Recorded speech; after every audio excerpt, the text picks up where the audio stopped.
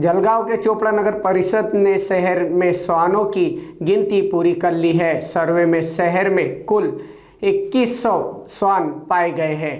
जिले में यह गणना करने वाली चोपड़ा पहली नगर परिषद बनी है। श्वानों की नसबंदी के लिए टेंडर प्रक्रिया शुरू कर दी गई है। आवारा श्वानों के लिए शेल्टर होम बनाने की भी योजना है। मुख्य अधिकारी रामनिवास झंवर ने चेतावनी दी है। सड़कों पर खुले घूमने वाले जानवरों पर कड़ी कार्रवाई और जुर्माना लगाया जाएगा।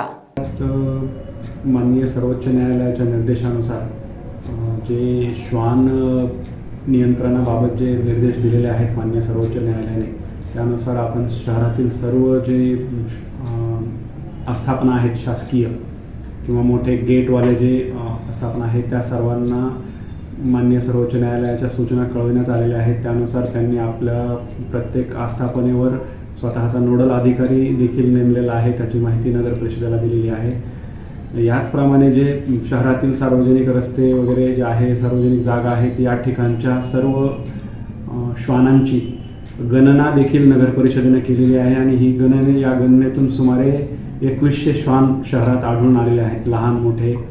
त्याचबरोबर काही श्वानांचं पालनसुद्धा नागरिक स्वतः करत आहेत, अशांची देखील गणना करण्यात आलेली आहे। अशी गणना करणारी चोपडा ही पहिलीच नगर परिषद असावी। त्याचबरोबर नगर परिषदेनं या श्वानांचं निर्बीजीकरण करण्यासाठीची निविदा प्रक्रिया सुरू केलेली आहे।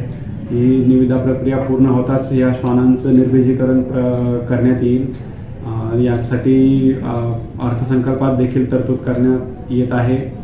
तसंच जे निवारागृह बांधण्याचं नियोजन आहे त्यासाठी देखील जागा बघितलेली असून ती सुद्धा निविदा प्रक्रिया सुरू करण्यात आलेली आहे। मोकाट जनावरांसाठी काय? मोकाट जनावरांसाठी जो नगर परिषदेचा जो कोंडवाडा आहे तो त्याची जी किरकोळ दुरुस्ती वगैरे आहे ती देखील करण्याचं प्रक्रिया सुरू करण्यात आलेली आहे।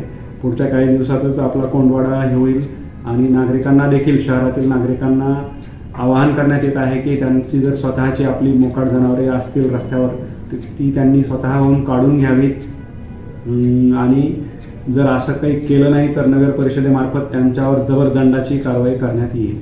ओके।